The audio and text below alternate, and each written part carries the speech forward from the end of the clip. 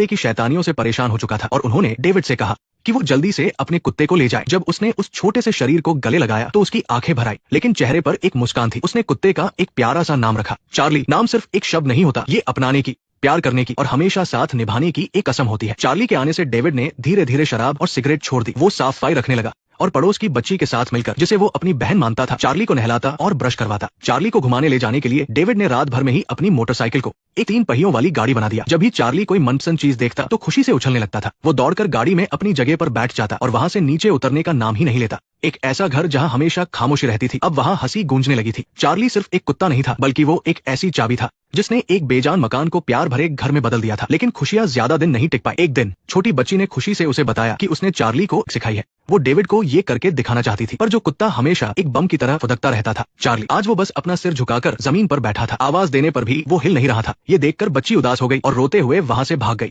Charlie ने उसे जाते हुए देखा और तुरंत दौड़कर अपना छोटा हेलमेट ले आया। उसका इशारा एकदम साफ था, लेकिन डेविड को बहुत गुस्सा आया। खाना खाते वक्त तुम इतना शोर मचाते हो और अब क्या मुसीबत खड़ी कर दी? बच्ची रो रही है। डेविड ने चिढ़कर चार्ली के पंजे को अपने पैर से हटा दिया। एक बार नहीं, कई बार, लेकिन चार्ली ने हार नहीं मानी। उसने अपनी पूरी ताकत लगाई और लड़खड़ाते हुए उसकी गोद में आकर बैठ गया, जैसे वो किसी चीज को कसकर पकड़ना चाहता हो या बिना कुछ बोले अपना दर्द बयां कर रहा हो। सबसे अजीब बात तो ये थी कि जब डेविड काम पर जाने लगा तो चार्ली ने दरवाजे के सामने बैठकर उसे रोक लिया। वो वहां से हटने को तैयार ही नहीं था, यहाँ तक कि उसे अपनी मनपसंद गेंद से खेलने में भी कोई दिलचस्पी नहीं थी। डेविड को लगा कि वो बस नखरे कर रहा है। वो उसे खींचकर किनारे कर गया और काम पर निकल गया। लेकिन जब वो थकाहारा घर तो दरवाजा खोलते ही चार्ली चुपचाप लिविंग रूम के फर्श पर लेटा था, बिना हिले डुले। उसके मुंह से अभी भी उल्टी लगी हुई थी। जब टेस्ट की रिपोर्ट आई तो दामा की दुनिया ही उजड़ गई। 1.5 साल के चार्ली को ब्लड कैंसर था। जानवरों के डॉक्टर ने बताया कि ये खराब ब्रीडिंग की वजह से हुआ है। कुछ डॉग ब्रीडर पैसों के लिए किसी भी हद तक गिर सकते हैं। चार्ली शायद किसी ऐसी ही जगह से बचकर भागा था। डॉक्टर मेरी बात सुनिए, प्लीज कुछ तो कीजिए डॉक्टर की बातें दामा के दिमाग में घूम रही थी। क्या उसे चार्ली की जिंदगी लंबी करने की कोशिश करनी चाहिए या जो बची है उसे खुशी से जीने देना चाहिए? इस सवाल ने दामा का दम घोंट दिया था और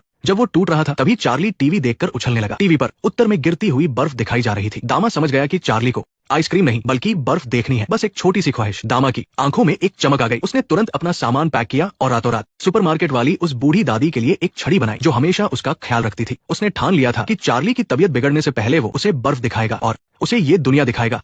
उस छोटी बच्ची से अलविदा कहने के बाद वो दुकान पर पहुंचे। वहां दामा ने देखा कि दादी के पास पहले से ही एक नई छड़ी रखी हुई थी। उसके हाथ में जो छड़ी थी वो अचानक भारी लगने लगी। जो शुक्रिया वो कहना चाहता था वो गले में ही अटक गया। उस पल दामा को समझ आया कि रिश्तों से दूर भागने के चक्कर में उसने प्यार और अपनापन पाने के मौके भी खो दिए थे। भविष्य में जो जुदाई पक्की है उससे डरने के बजाय आज में साथ न होना और समय पर जवाब न देने का पछतावा ज्यादा दर्द देता है। उसने खोने के डर को छोड़ दिया और फैसला किया कि वो चार्ली के आखिरी सफर में खुशी खुशी उसका साथ देगा। सफर के दूसरे दिन डॉक्टर ने एक वीडियो भेजा। दामा ने कांपते हाथों से उसे खोला। वीडियो में एक गंदा सा छोटा पिल्ला था जिसे एक आदमी ने बुरी तरह पकड़ा हुआ था और उसकी त्वचा में एक इंजेक्शन घुसा रहा था। उस पिल्ले की चीख बहुत दर्दनाक थी। वो पिल्ला कोई और नहीं बल्कि छोटा चार्ली था। दामा की आंखों से आंसू छलक पड़े और उसके हाथ कांपने लगे। उसे समझ आया कि चार्ली अजनबियों और इंजेक्शन से यूं ही नहीं डरता था। ये उसके बचपन का एक गहरा घाव था। इस दुनिया में उसकी पहली